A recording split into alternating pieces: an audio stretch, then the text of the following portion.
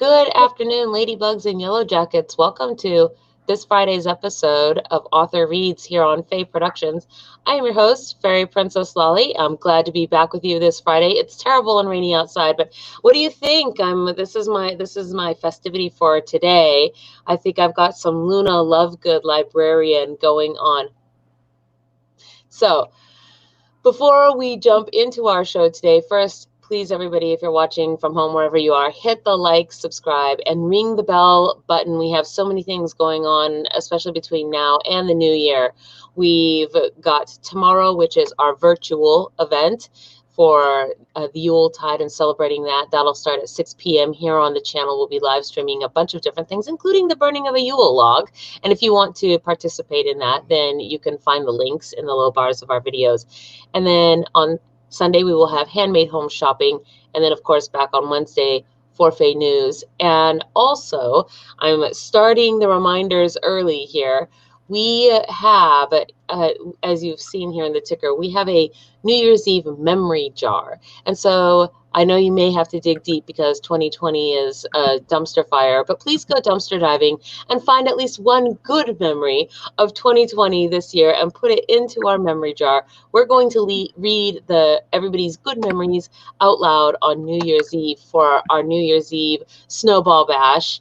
So we would like to send it off on a good note and ring in the new year on a good note, right?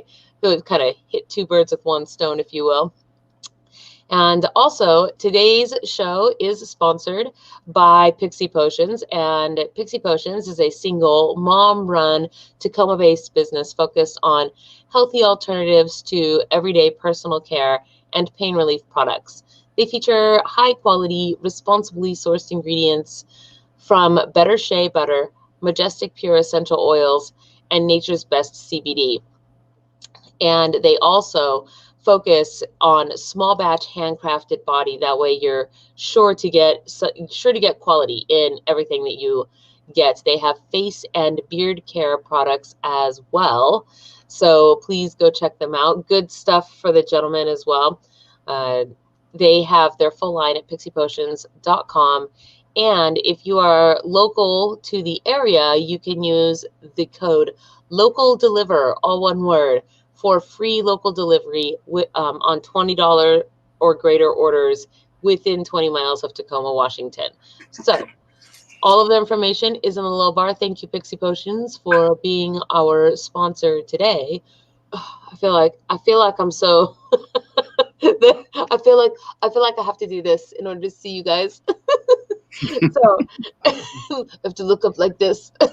So with that said, that brings us into today's show. Welcome, Dave Strom. How are you this afternoon?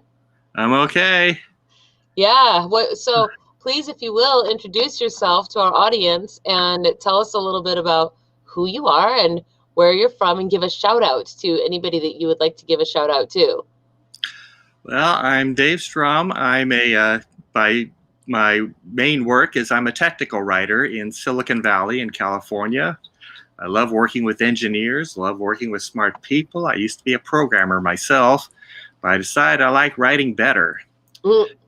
Now, several years ago, quite a while ago, there's a book that came out called The Vinci Code. Yes. Now, everybody's heard of that. Yeah, I started trying to write a satire of it, chapter by chapter, and it just wasn't working out. I didn't like what I was writing because other people were doing it better. But then I found out that the woman in the story pretty much stepped up and started punching out bad guys. So I decided I was going to skip forward in the story to when she has superpowers, and like John Wayne in True Grit, like Rooster Cosgrove, she's facing 4 supervillains at once, floating in the air. They're not going to get past her, or she's going past, or whatever. Yes. Yeah. So, and from that, developed my character, Super Holly Hansen. Super Holly Hansen. Yes. She's a comic.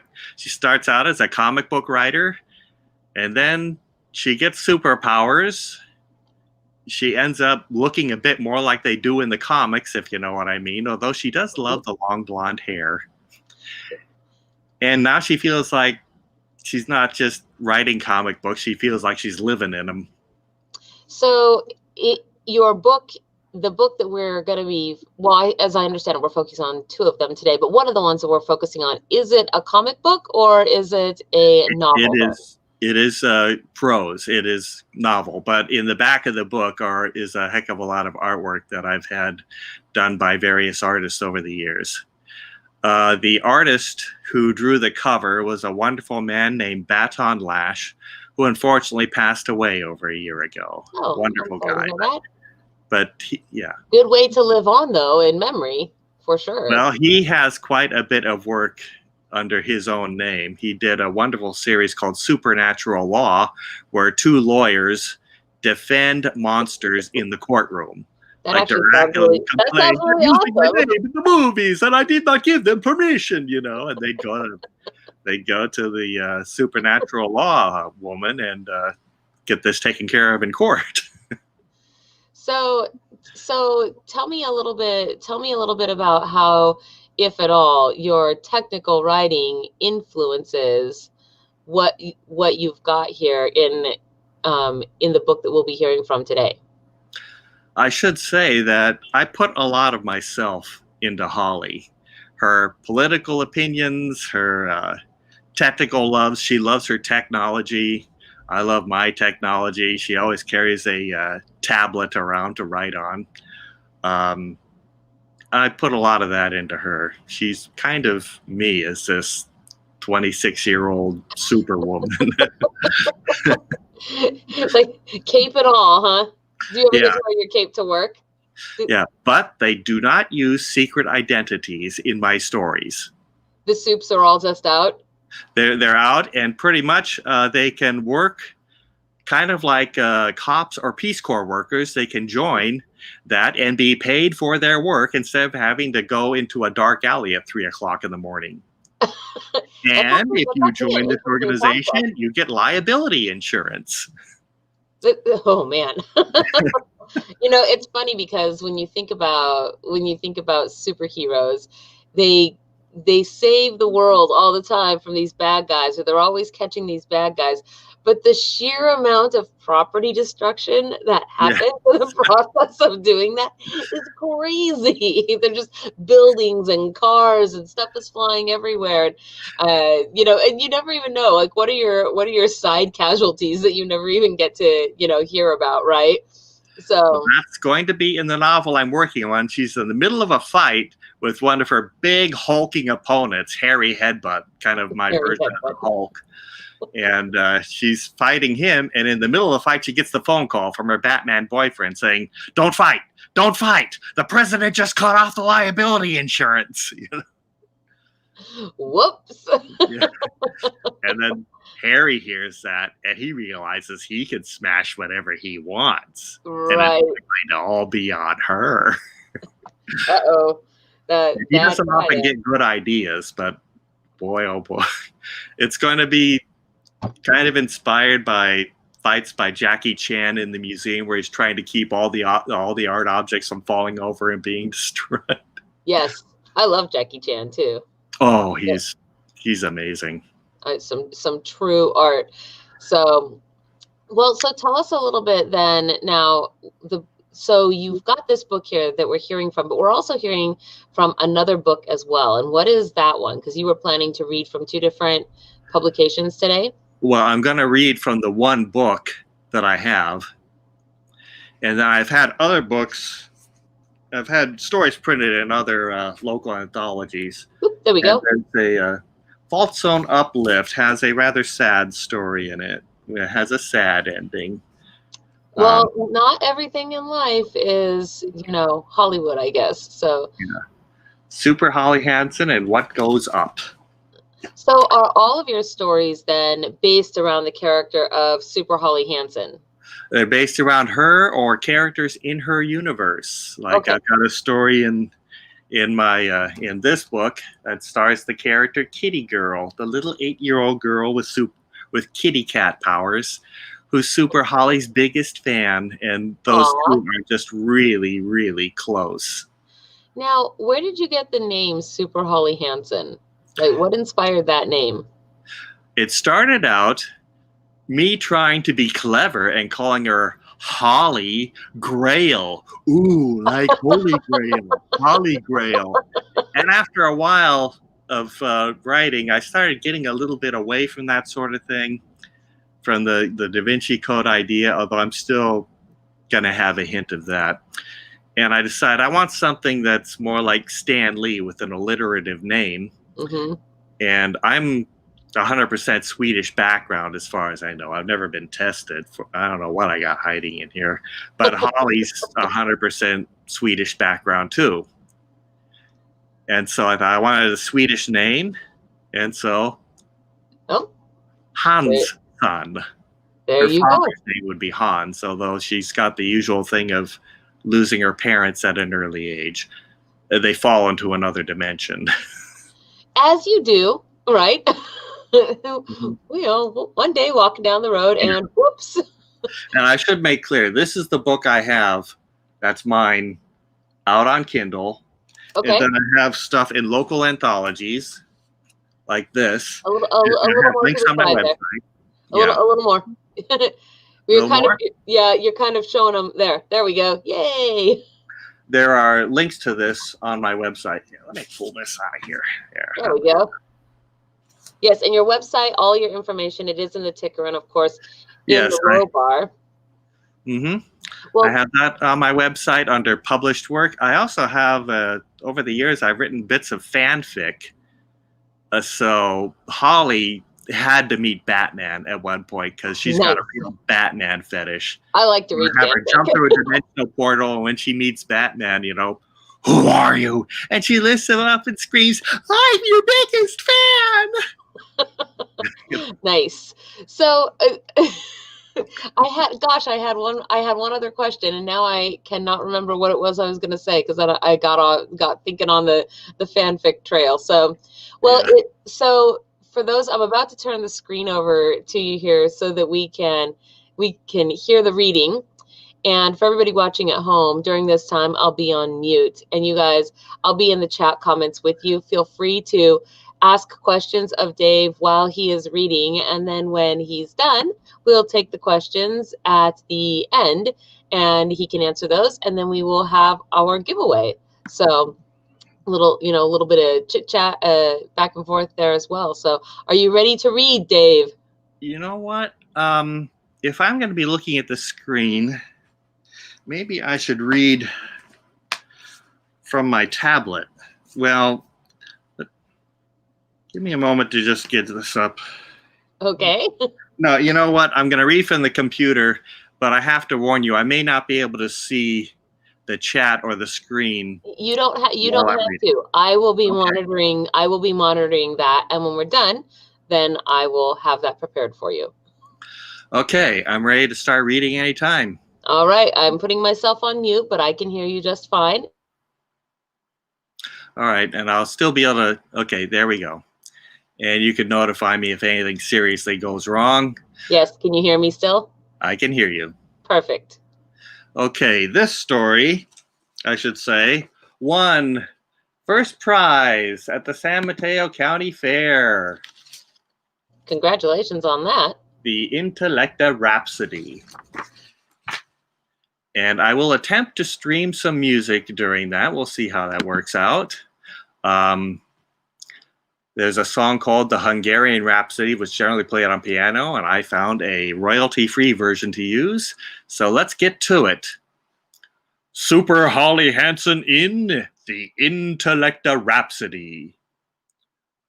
For Bugs Bunny, for Woody Woodpecker, and for Tom and Jerry, who have all danced to this tune. The shoulder of Highway 101 south. Oh, just when I got to get there.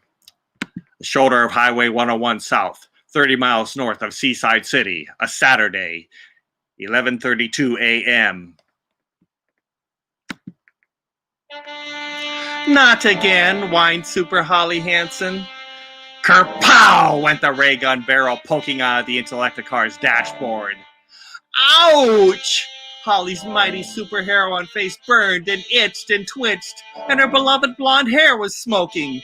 So this is how Daffy Duck's face felt if Elmer Fudd's shotgun was from the planet Krypton. She jerked her fist out of the sparking hole she'd punched into the dashboard and growled, "You started it!" "Negative," the Intellecta car monotoned. "You made improper gestures." The dashboard's morphing displays and glowing buttons coldly glared. How did her boyfriend Cal keep track of them when he drove this obnoxious car? Holly crossed her arms and slammed back into the driver's seat, no longer caring how its black, leathery Kevlar deliciously caressed her thighs. "I was pantomiming. How else do I drive you when you don't have a steering wheel or gas or brake pedals?" "Input correct command codes. My powers are flight, super strength, and super telekinesis, not carburetor telepathy." From the passenger seat, Cal, the intellectual Critbert, spoke spine-tingling grim. "Holly Hansen." So formal, Cal must be angry, but not half as angry as Holly was. She faced her caped and cowled boyfriend. "What?" Cal tapped a finger on his black armored temple. "You damaged my car's telepathy circuit. Intellecta car. Estimated self-repair time. 37 minutes, 17 seconds. Holly snapped. "How long to repair your manners?" "Manners circuits undamaged. Your manners are imperfect." Cal spoke in that lofty, oh-so-patient teacher tone that Holly oh-so hated. "You insisted on this. You wanted to drive this car." "Stay out of this," yelled Holly, slamming her fist on the down for emphasis. And then, all in an instant, the car roof opened, the passenger seat rocketed skyward. Cal yelled, "Holly!" Up and far away, a parachute opened. Holly lifted her fist to reveal a big red button. "Why didn't you tell me about the ejector seat?" "You didn't ask." The driver door slid open. "This driving lesson can serve no further purpose. Your vocal command access is terminated. Goodbye." "I don't like you either." Holly jumped out, then scrunched back from wind-blasting freeway cars. Her feet tickled. The ground was shaking. Her e-bracelet buzzed. Holly tapped it. "Hello?" A hologram of her tall, lean, gray-haired Army General uncle jumped into her face. "Holly, get your butt off the road. The Rocky gang stole a giant super tank. They're on 101 headed for Seaside City. I set a roadblock. I sent jets, but Rocky shot them down." A mountainous mix of army tank and cyborg rhinoceros loomed on 101. Holly snapped to attention. "Uncle Pops, this is a job for Super Holly." "No, it's got..." Holly hung up. She strutted to the middle of the road, faced that freight train from hell, and readied her super-powered telekinetic right hook, patent pending. A loudspeaker blared. "It's that Super Dame! Blast her, boys!" "You got it, boss." Blorp! Green slime-drenched Holly. That fishy smell. Green lutefisk. She slumped. So weak. Vroom! Rumble-bumble-thumble. Tank tread smushed Holly. Oof! Erg! 2 feet into the road. Ouch! 200 tons right on Holly's beaky nose. Yeah, Rocky got you good. Yeah. Assistant circuits activated. A steel tentacle wound around Holly's waist, lifted her from a superheroine-shaped pothole, and plopped her into the driver's seat. The tentacle tip morphed into a rubbery sucker disc. "Woof, woof, woof," said Holly as the sucker smushed on her face. Then on her blue supersuit logo. "Hey, watch where you're sucking." "Negative. I am programmed for cleanliness." Holly tried not to squirm. "It's just a machine. Can't you go faster? We have to stop that tank before it squashes my uncle." The sucker slurped along her arms and legs. "Negative. Vocal command access not granted." That tickles. Wait, no!" Her face flushed cold. "I need your help." "Negative. Awaiting designated driver." Holly looked out the windshield, imagining cars and civilians being mashed even now. "Cal won't get back in time. I have to stop that tank." "Negative. Green lutefisk can kill you. I cannot allow humans to be harmed. Hundreds of humans will be harmed if I don't save them. I'm just one. Holly blinked back tears. Please help me. I beg you. You would risk your life for others? Yes, please. Analyzing. The dashboard mosaic flashed and blinked faster and faster. You would save lives at the risk of losing your own. You are a hero. Local command access granted. Let's get Rocky. Acknowledged. Vroom! 0 to 300 in 2 seconds. Holly slammed 6 inches into the driver's seat. The Intellectic car weaved and leaped past broken cars without slowing an iota. Holly tumbled into passenger seat, back seat, driver's seat, upside down, right side up. Apologies, inertial dampeners offline. Shall I pull over? No! Oof! I can take it! Ugh, what the frack? A dozen cars tumbled toward the windshield like giant dice. Holly hollered, "Open the roof and grab me!" Acknowledged. Holly stood up, her long hair and red cape whipping in the wind. The steel tentacle held her legs steady as a rock. She reached out. Her giant blue telekinetic hand shot out and caught cars. What's going on up there? Telescopic view activated. A hologram formed before Holly, showing the super tank missiling down the road and knocking cars aside. Get off the road! Bump! Get off the road! Bump! This is Rocky's road. Hey, Rocky made a funny. Rocky Road. Laugh, boys. You're funny, boys. Holly set cars aside. Any cars ahead? Negative. Just one school bus filled with little children. Holly gasped. He wouldn't dare. The tank pulled beside the bus. Rocky doesn't like kids. Bump! The bus fell. Kids screamed. Ah! Holly yelled, Afterburners! Acknowledged. Vroom! Oof, Holly almost got whiplash. The Intellect car dashed under the side of the 45-degree tilted bus. Holly pushed it upright. Bus windows filled with cheering kids. Yay, it's Super Holly. Wow, that car's so cool. A tiny girl hopped and shrieked, punch him right in the mush. I will. Go! Acknowledged. Zoom! A speeding Titanic tank loomed 100 yards ahead. Hey, Rocky! Hey! Intellect loudspeaker activated. Thanks. Ahem. Ready for round 2, Rocky? Rocky doesn't like being followed. Blaster, boys. You got it, boss. 3 missiles fired. Holly punched them. Pow! Biff! Bam! And stuck out her tongue. You missed me.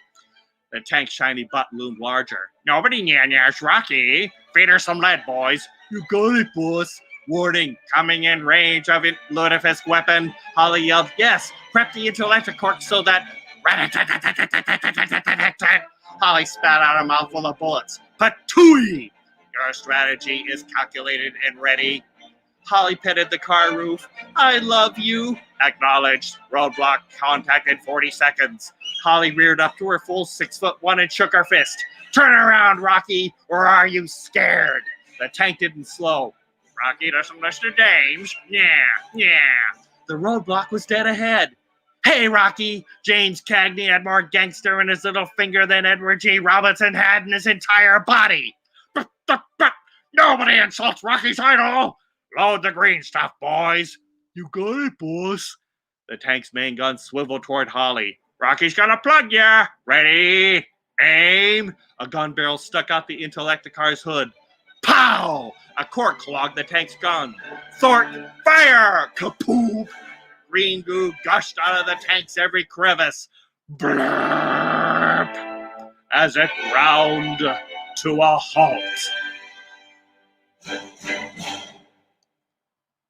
Cal had hitchhiked on a helicopter, converted his black cape to Intellectic glider, swooped to a landing, and dashed to his blue supersuited red cape, brave and bold and beloved Super Holly, who stood next to the Intellectic car and frowned down at the squat, squinty, thick-lipped man pressing a pistol onto her nose.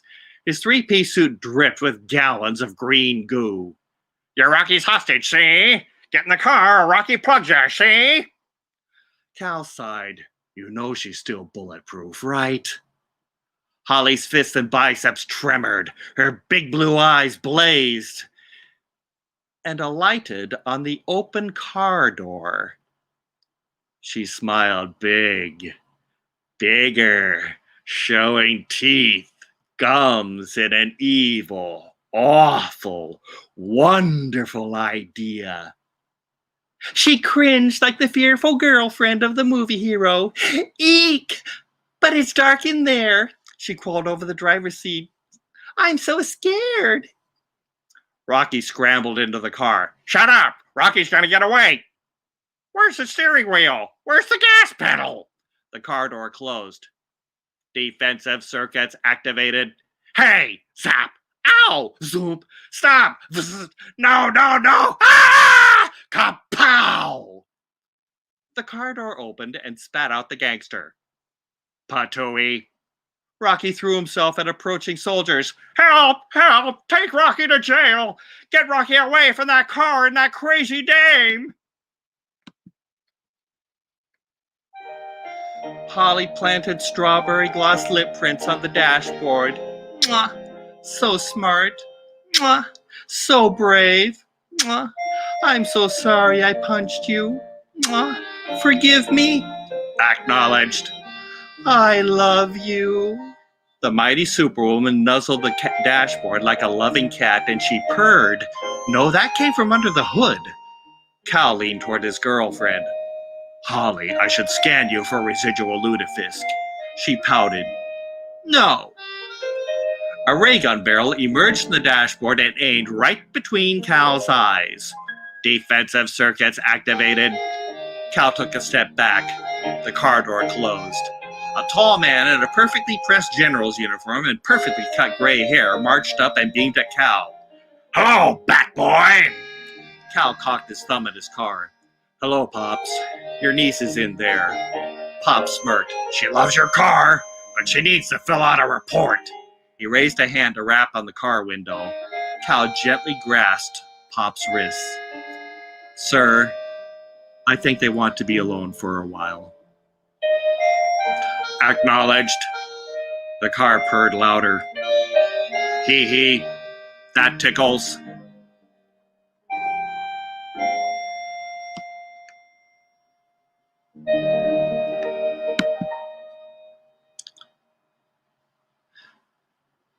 Now I can go into the next story. If you want to say anything while I'm switching, go right ahead. Yes, actually, I would like to hear what is. So that was really awesome. Yes, it was very I've been animated. doing open mics a very long time, and I naturally slip into character voices. Well, it makes for the good audio reading. That is for sure. So what is the next one? I think I will read something that's not in the book. I mentioned it earlier. The Malevolent Mystery Meat. Okay. Yes, and this stars my characters, the Puppy Brothers, who are based on 3 sets of characters.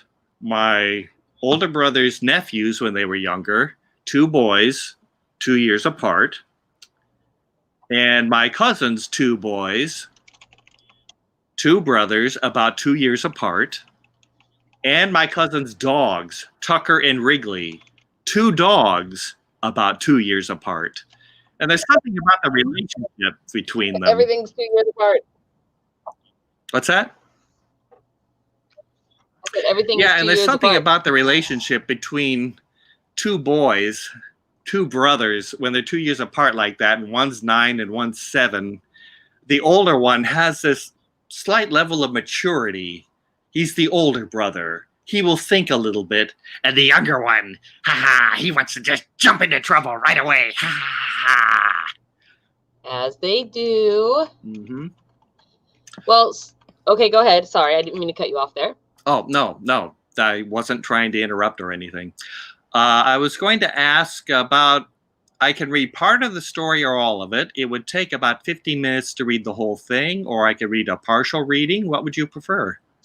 Well, we have about 20 minutes left, and so let's do a partial reading if we can. Okay, that'll work out fine. I know exactly where to start for that. So all right, I'm scrolling down to it, actually. All right, I shall put myself on mute again and then give you the whole screen here in a second. And you guys out there at home, please give us any questions that you have in the audience. I'm collecting them up, and then we'll ask when Dave is done with this particular reading. So, are you ready, Dave?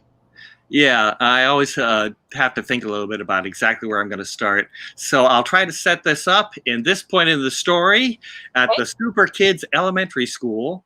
Am I okay? Yes, you're just fine. Okay. At the Super Kid Elementary School, the evil lunch ladies gave the kids evil mystery meat, which allowed the lunch ladies to aim a big gun at them and suck out their superpowers from everybody, even Super Holly Hansen, except for the Puppy Brothers, who didn't eat that mystery meat because they hated how it smelled with their doggy-powered noses. They have puppy powers. But the ladies trapped them in a spaghetti net. Oof! Tucker was wrapped up with Wrigley in a spaghetti net. The force smacked Tucker's nose. Ow! He squirmed against the net. I should say this is in the cafeteria lunchroom. And all the other kids have been knocked unconscious. And Wrigley gurred at Tucker. Will you stop touching me? The fat lunch lady sneered like a mean troll. Guess you two didn't eat the mystery meat, but Holly had a taste. The big fat supervillainess in apron and hairnet looked at a small screen on the silvery barrel, threw back her head and laughed. Yeah, ha, ha! We've hit the superpower jackpot. Wrigley chewed the neck. Good idea. Tucker joined in chewing the net. The fat lunch lady took the hose from the ray gun and strapped it to Holly's arm. That'll keep Super Holly conked out in our super barrel container full. Let's grab and go. Holly flopped like a big water balloon as the lunch ladies lifted it and complained. Oof, irk. How come I got the heavy end? Hey, I'm lifting her middle. I'm lifting her front. Plop! Holly lay on top of the barrel. The lunch ladies rolled them out the door. They sang, no more cooking, no more lunch, no more bready, noontime crunch. Bite, bite, bite, chew, chew, chew, rip. Tucker and Wrigley leaped free. They dashed out of the cafeteria. Tucker sniff, sniff, sniff car exhaust. Dog pee, grass, boogery mystery meat, yuck. And Holly's strawberry scent from a white van barreling down Main Street. Tucker looked at Wrigley. Sick 'em! Tucker's feet scrambled on the road. Just a moment here. There. Wrigley ran on all fours, passing cars. Tucker did too. Kitty Girl was right. The skinny lunch lady squinted from the driver's van door side mirror like a rat from its hole. Tucker ran faster and yelled, "You're bad, bad, bad, bad, bad!" Wrigley's head bobbed left and right as he called the dogs on the sidewalks and in cars. Roo! Bark, bark, bark! Roo! Beep, beep, honk, honk went cars. Grrr went Tucker and Wrigley as they dodged. Tucker glued his eyes to the van and galloped harder. No, the van zoomed through an intersection just as the light turned red. Ruff, ruff! Tucker and Wrigley leaped over the intersection in a double doggy single bound. They slid on a bus hood, landed on the other side, and chased. Bark, bark, bark, bark, bark, barked Wrigley at dogs in our park. They stood up like soldiers in charge. Woof, woof, woof, woof, woof. Wee woo, wee woo. Cars pulled over and a cop car pulled up. Its passenger window rolled down. A cop yelled, "Boys, get off the road." Tucker ran. Super Holly's being kidnapped in that white van. Help! Off the street now. The cop didn't hear. That stupid car bumped Tucker toward the sidewalk. A German shepherd stuck his face out the window and asked, "Ruff?" And Tucker answered, "Bark, bark, ruff." The police dog gasped. He turned to the cop. "Bark, bark, ruff." The cop asked, "Timmy fall down a well?" The police dog pointed his nose at the white van and growled, "Ha-ee, ha-ee, point, ha-ee." The cop gasped, "I gotcha, partner." He pressed a button on the dashboard. "Calling all cars. Super Holly Hansen's being kidnapped. White van on Main Street passing 6th. I'm in pursuit with 2 doggy boys," and he looked at his rearview mirror. 100 dogs! Tucker ran. Ooh, tummy cramp, and glanced behind. Labs and beagles and poodles, oh my! Ruff, ruff, ruff! Give Holly back! Woof, woof, woof! I'll bite your... Ooh, pit bulls use bad words. The van rear window opened. A gun barrel poked out. Blorch! The cop car slowed, covered in gravy. The police dog leaped out and joined the chase. Bark, bark, bark, bark! Stop in the name of the law! Boom, boom, boom, went meatball bullets. Tucker and Wrigley dodged. yike, yike, yike. A few dogs are hit. Tucker's limbs pumped, his heart thumped. The van swerved onto a highway entrance ramp. Tucker and Wrigley and Dog Army hounded after it. Bark, bark, bark, bark, bark. Wee woo, wee woo. More cop cars joined the chase. Tucker was tired, hungry, but closing in. Oh no, 2 wings with jet engines stuck out of the sides of the van. Flame roared out. Roar! The van sped up. A cop car pulled up, window down. A blue arm held out beef jerky. And he said, "Kibble time!" Tucker and Wrigley gobbled it up. Super doggy digestion turned fuel to energy. They galloped faster. The van tires left the road. Tucker chomped into the rear bumper. He dragged his feet. His super canine neck muscles strained as he pulled. Grrr! So did Wrigley. Grrr! 100 dogs chomped onto tires and wings and bumper and Tucker's pants and pulled. Grrr! Cop cars bashed into the van's wings. Jets sputtered and died. The van hit the road, slowed, and stopped. Tucker let go. Ick, patoo. Just a second here. Grease and grind. Blech. Wrigley's tongue hung out. Ralph, best doggy tug-of-war ever. Tucker bit the door handle and yanked off the door. Crunch! Near the barrel, Holly was still passed out and still pretty. The fat lunch lady's bulldog face looked ready to bite. She aimed a big gun at Tucker. Back off or drown in gravy. 100 dogs bared their fangs. Grrr! The lady's face went white as milk. The gun clonked onto the van floor.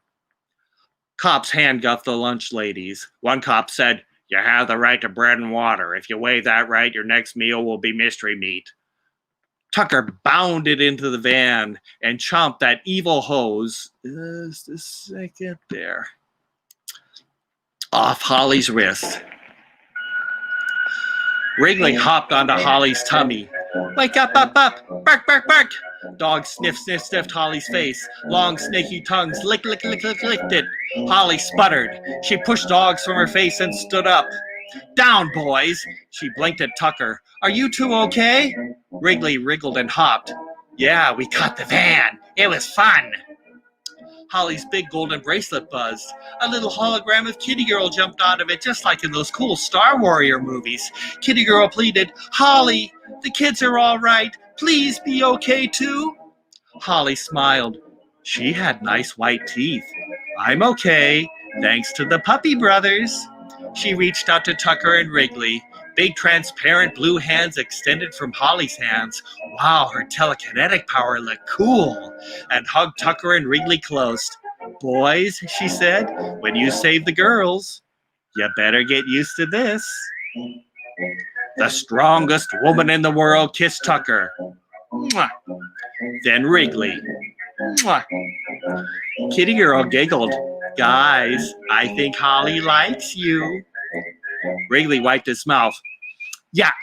Tucker licked his lips. Strawberries. Yum. His heart thumped faster. He could get used to that. Okay, that's the end of the story. All right. Well, thank you so much. It's really quite great. We have several questions out here in the audience, and the music came through pretty good, actually. So I'm glad that happened. I do that often with little private open mics, and I try to sync the action in the story to the beats of the music, which means I look around a lot for royalty-free music. Yes. So on that note, let me pull up the questions here really fast in the comments. Speaking of music, since we're now on that topic, one of the questions that was asked out here was, do you provide the soundtrack to us readers so that we can get the same cartoony effect when we read it? On my website, I have a link to my audio stories. Let me make sure that I have that. Let's see. Yes, audio stories. And I've uploaded several of them to SoundCloud, so you can listen to several of the stories. Nearly every story in the book. I don't have the Puppy Brothers out there yet. Oh, yes, I do. I have the Malevolent Mystery Meat there. Wonderful. And the Intellect of Rhapsody. I have both the stories I read out on SoundCloud. You should just be able to play them. And what is your SoundCloud? How do people find you on SoundCloud? You just go to my link on my audio stories here. I'll just put that in the chat right now. Okay. There. And if I let's see, how do I? I'm not sure how to put something in the chat. I don't know which chat you're trying to put things in. I see comments, and I don't know how to put that in. If you're trying to put something into the comments on YouTube, you won't be able to do so because you're trying to probably put a link. And the only people that can put links are people that have wrenches next to their names. That's right. Well, I'll tell you what, if they have my website, which you have, all they have to do is click on the audio stories link up at the top, and they'll Or see. you could just go to the private chat that's on the StreamYard and put it there, and then I can put it into all of the chats on Wouldn't Facebook. That be YouTube, convenient? Yes. I will just send that right now. There we go. I can see that just fine, and I will put that for everybody. 1 second, guys. I'm getting you the link to the audio versions. There we go. Oops. I'm going to put this here on all destinations, not just YouTube. So you guys are going to get it twice on YouTube. Sorry. All right. So let's see. Another question then, because that answered that question. Well, I have a question a little bit. Can you elaborate? So that was really rather exciting, and we've never quite had anybody that has been so audiobook for, like you had a really great, all your characterizations and the music and all of the stuff. Can you tell me a little bit more about this aspect of your work? And then also, what are the open mics? An open mic is when many people get together. It used to be at a coffee shop. I started at Red Rock Coffee in Mountain View in California, where they had people perform, mostly people playing guitars, people reading poetry. I have come to respect poets a lot more over the years, hearing them read their poetry, because you smash so much into such a small space in a poem. Yes. And then there's the people I respect the most because they have the toughest job, the stand-up comics. In fact, I've created a character that I need to rewrite the story because right now the current draft, my critique group roasted me a bit, and rightfully so. The second half. That's what they're supposed to do. It's critiquing. They are supposed to. Yes. That's what my critique groups do. They've been pretty good with me lately with another story I'll be turning in. It'll be a satire of the Infinity Gauntlet. This will be the God Glove. And instead of a huge multi-year spanning, comic book line thing, it'll be a story contained entirely in 3,000 words, and I hope they accept it. I kind of lost track of what I was saying. Well, we were talking about open mics. I was asking you about that. And so how did you get into reading your stories the way that you do? How did you get into that initially? I started at Red Rock Coffee. I used to show videos, and that just got to be too much trouble to set up and so forth. So I decided, well, I had just started writing that book I discussed earlier, The Comic Book Code, which I have not finished yet after all these years. You will. I will. Although I'm working on the sequel to it right now, Super Civil War. I wonder where I got that idea. So did you take voice acting lessons to be able to do this, or it's just you? No, it just comes naturally, but quite the performer then. Yeah. Hidden talents. Okay. Not so hidden. But I started at Red Rock, and now we do it at through Zoom. I do some Zoom open mics and perform there as well, which is where I learned that if I have this speaker set up near the microphone, quite often the music will come through okay. So I was hoping that would work. I would have stopped if it would have been too much interference, but it seems to have worked out. Yeah, it did. I probably would have stopped you if there was, like, if we just could not hear anything, but it was going fine. So let it go, right? Well, so here, find another question, because we did have quite a few. You did get a comment here from J.T. Palmer, who said he liked the voices. Yes, I saw that. Thank you, Jay. And so here we go. When you're writing, do you have an illustrative comic type vision of what you are writing? If so, what artist hasn't drawn for you that you would like to have draw for you? Oh, there's that gets into something. It's just a wonderful question, and I'm a big comic book geek. I've written this stuff because I am influenced by comic books. I have so much to say about how I love the Marvel movies, how I can't stand what he did to Superman and Batman. Batman says, if there's only a 1 in 10,000 chance that Superman will turn evil, we must take that as absolute certainty. And I say, no. Batman can do math. That's because you're a technical writer. Probably grates against everything that you've got. Yes, I very much have a comic book kind of cinema type vision of the action happening. In fact, I have to be careful that my stories don't get too, shall we say, script-like. That's happened before. But then I do this balancing act where I write the story, but I also want to write it as something I can read as an audio story. Right. And there's a difference there. You have to pare it down a bit for audio, I think. And as for artist, several years ago, there's a wonderful artist named Amanda Connor who wrote the character Power Girl, who I admit has influenced how Holly looks. Power Girl. I can imagine those two meeting and not getting along. Uh-oh. Yeah. Power Girl pointed at Holly's chest and say, copycat.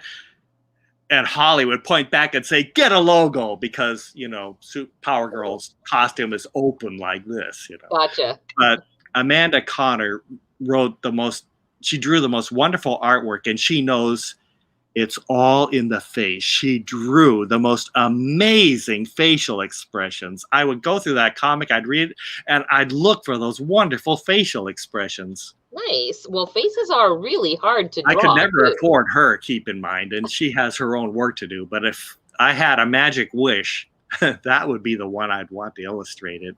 Although I sent you a picture. Know. Perhaps she'll see this show and you'll get contacted. You never know. Wishes could come true.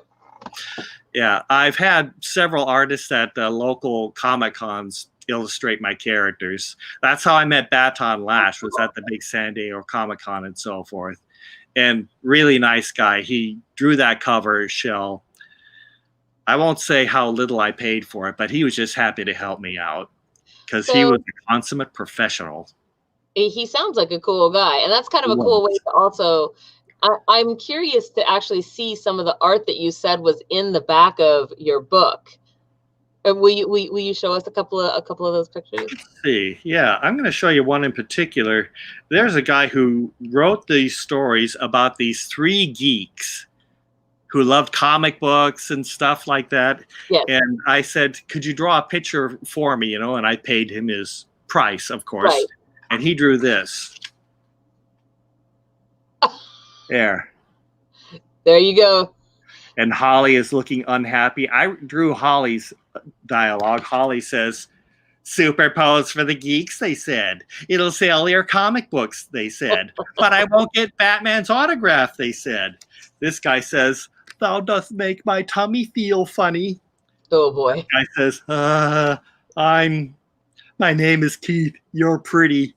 And this guy says, you ain't half bad, honey cakes. Get yourself a nose job and I'd consider it. Oh my gosh. The guy on the far right. That's exactly what that character would say.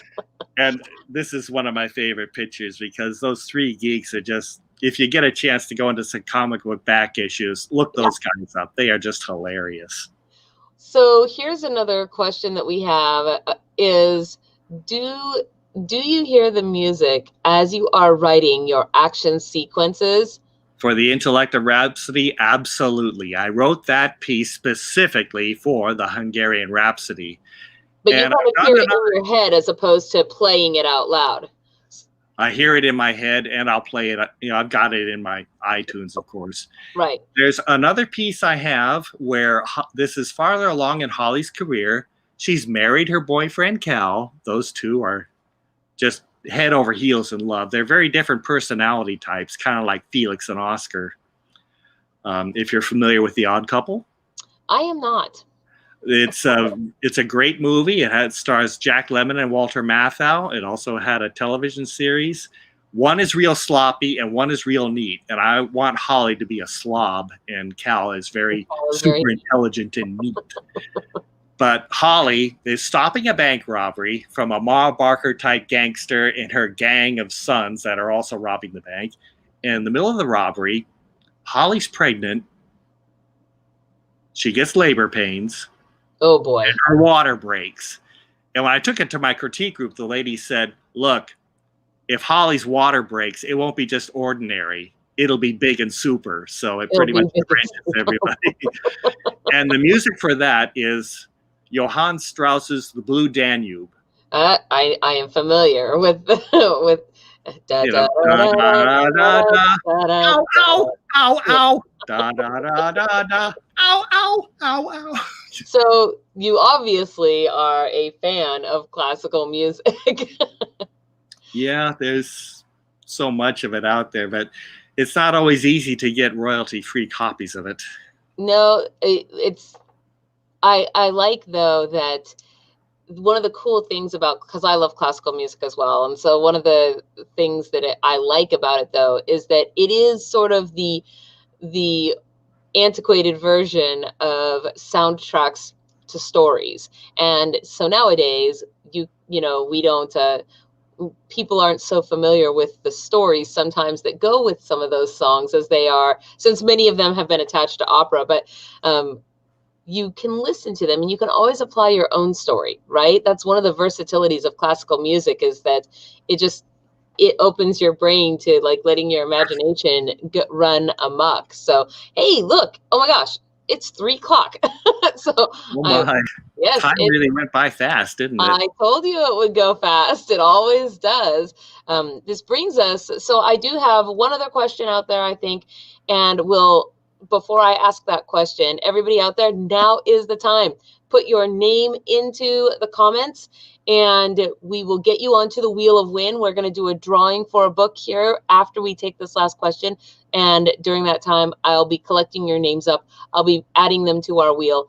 You can also get automatically put onto the Wheel of Win for every single drawing that we do on every single show by either joining the channel, and you can do that by pushing the join button that you see there if you are watching on YouTube, or you can join our Patreon. All of the links for that are in the low bar and the ticker. So those will do either of those two things, and that will get you actually not just entered into the drawings, but also other benefits as well. So Newt and Gunther. Yes, Newt and Gunther. Okay, I see you guys. And let me find that Newt, I think, had one question back here. And here he says, your stuff is so funny. Do you have any other outlets for the comedy that is bubbling out of you? Right now, I'm kind of ensconced in my little superhero universe. I could never do stand-up comic, like I mentioned at open mics. Those guys are just, what they do, it's just amazing. But I'm reading from a script. And, I have to have the script in front of me. I have to be reading it. Although I have done some audio voices for a friend of mine. Her name's Marianne Rich. And she wanted me to voice a few characters. The last one I did was a bully.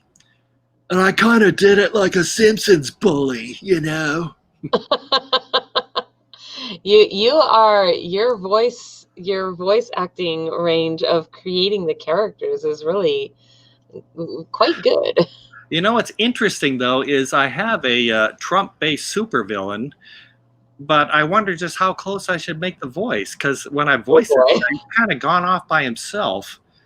But, he has a certain way of talking. It's just bigly tremendous. Oh my gosh, it's true. So it's funny because I was watching you read, and I'm giving everybody a little bit of extra time. Get your names into the comments now, guys, if you want to be entered to win.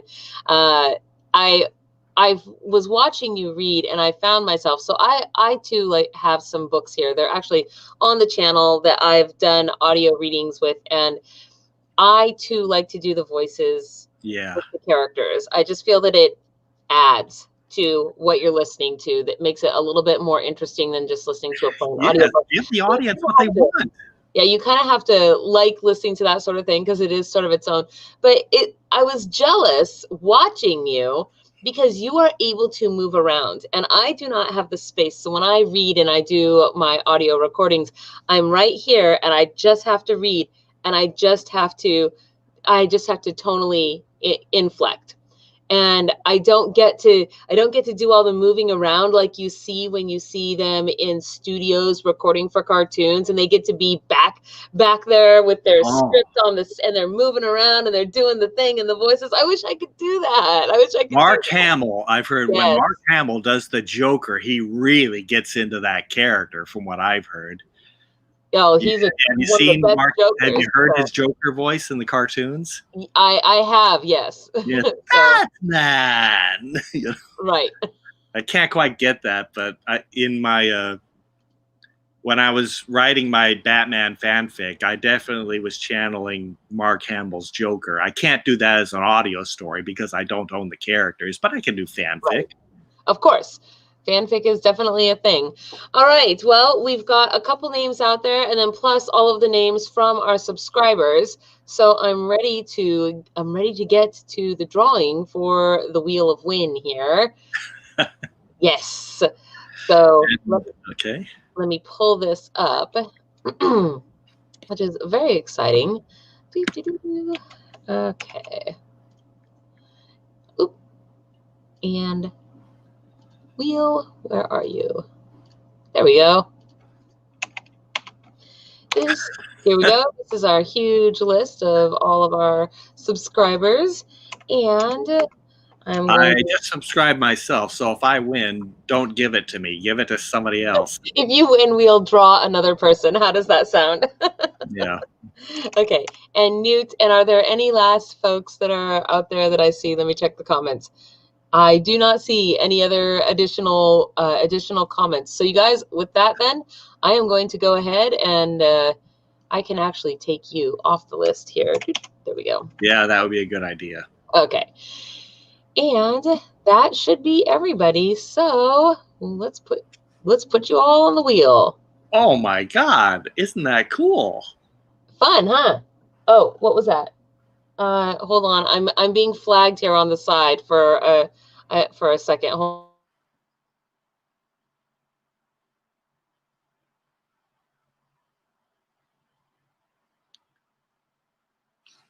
Okay, here we go. Whoop.